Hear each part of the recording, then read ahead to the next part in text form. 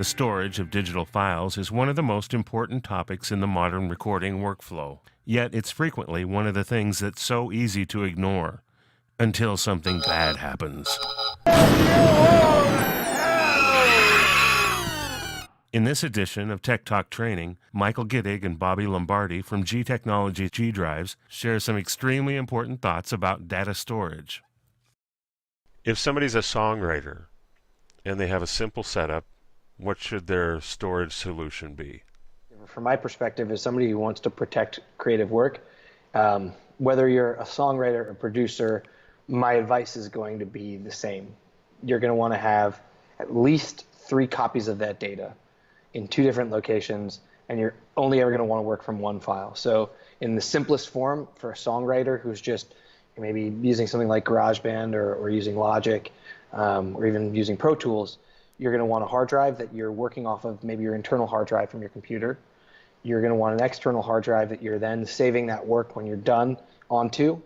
And then you either want a third hard drive, second hard drive, external hard drive, or a cloud resource that you can then drop those files into. And there are pieces of software that can help you to synchronize across all those different hard drives and all those different locations. There's things like ShotPut Pro, which is mainly meant for video. There's ChronoSync.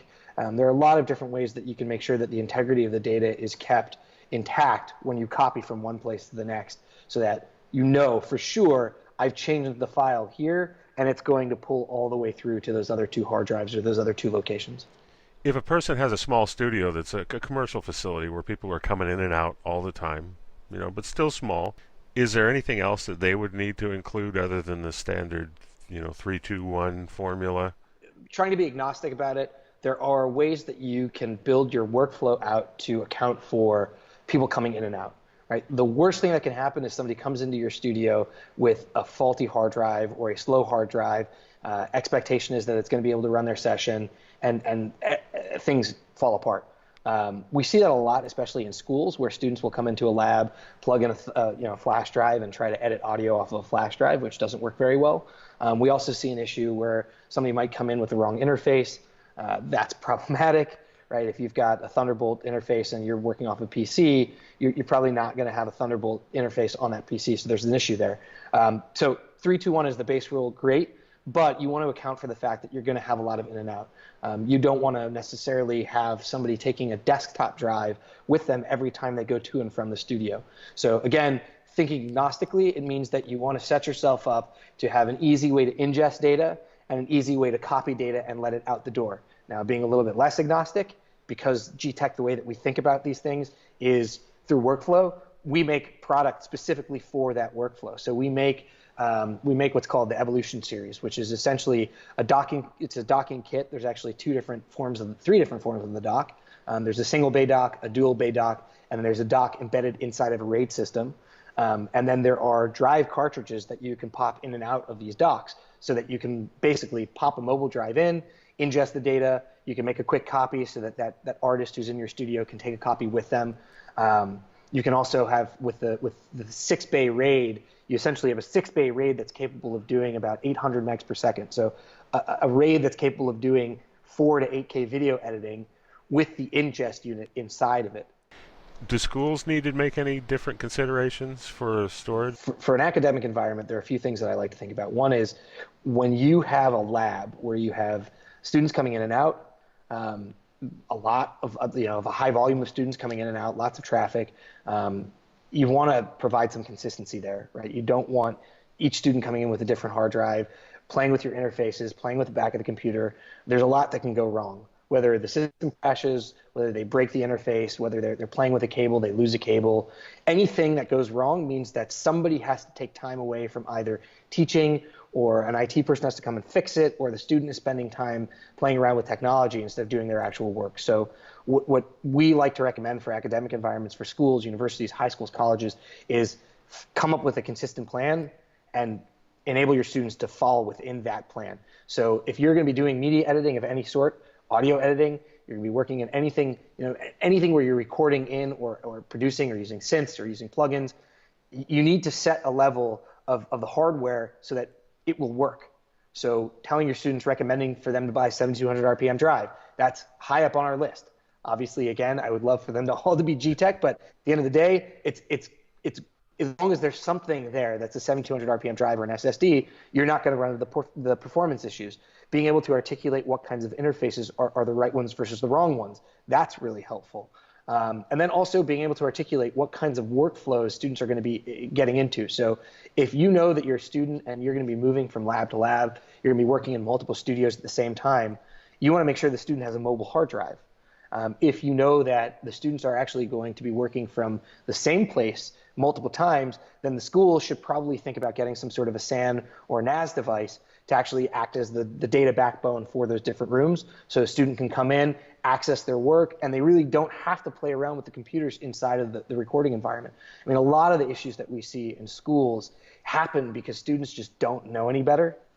Right. And they come in and they start playing with the computer, and again, it's somebody's going to have to get called in to fix those problems. So those are some of the primary things that in an academic environment you want to think about. We do a lot of work just helping faculty members determine what the best drive for their students and what the best drives for their project are going to be, because that's usually the first step that's missing. A lot of programs just say, go out and buy a hard drive, and guess what? Students go to the bookstore and buy the cheapest thing there. And it's tempting. I get it. You want the most bang for your buck, but when you work in media and you work in a creative space, the most bang for your buck is not always the right thing for your job. It's not the right drive for your job. What is SSD? HDD versus SSD. One spins, one is a solid state drive. Pros and cons. Pros of an SSD: fast. SSDs are typically 2 times faster than your normal 7200 RPM drive, anywhere from 400 to 480 megs per second, so extremely fast. Another pro: a bit more stable, right? You're not really having to worry because there's no spinning disc, there's no platter, there's no head. You don't really have to worry about the moving parts breaking when you drop them. Although you drop an SSD enough times, it's going to break. Another one of the pros is that it's much more compact. So if you think about like SanDisk flash cards, SSD solid state technology, you can put them into smaller enclosures. Now that's the pros. The cons: big con, capacity limitation. So today, high capacity SSDs are extremely expensive. And typically consumer SSDs that you buy from a Best Buy, you might buy a terabyte and it's gonna cost you maybe $200, but that terabyte is not built to last a very long time, which leads to problem number 2, which is failure rates. SSDs traditionally they're measured differently than a spinning disk. Spinning disk, you think about mean time between failure, and that's how long can the disk spin.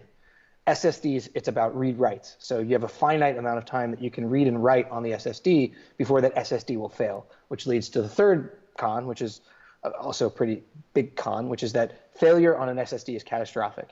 There are some really smart people who are trying to figure out how to solve that problem, and I have no question about whether or not they will figure it out. But today, if your SSD fails, there is no recovering that data. So think about those cons very carefully as you're selecting between an HDD and an SSD. SSDs, from a practical standpoint, they're great for your software. They're great to run libraries off of, things where you're not going to constantly be reading and writing to and from them. That's where an SSD is going to perform best and be safest. One of the nice things about our SSDs and some of the other enterprise class SSDs out there is that they're over provisioned. So if you're looking at a 1 terabyte SSD, we have to give more space on the hard drive so that read and write amount is actually greater. So you might buy a really inexpensive one at a Best Buy, and it might last you 8 months if you're using it a lot. Whereas we're going to over provision. We have the warranty on all of our product.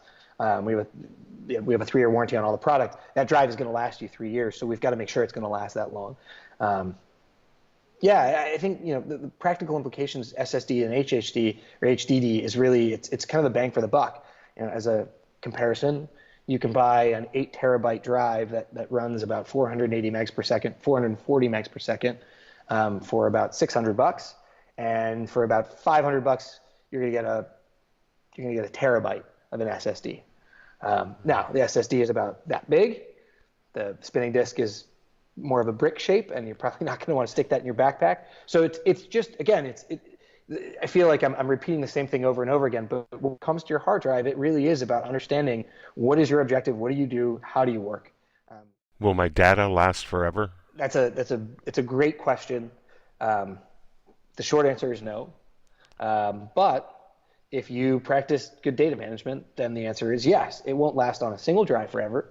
But if you're making sure that your data integrity is kept intact when you make copies, you're making sure that you have 3 copies at all time, you actually severely limit the chances that you will lose that data.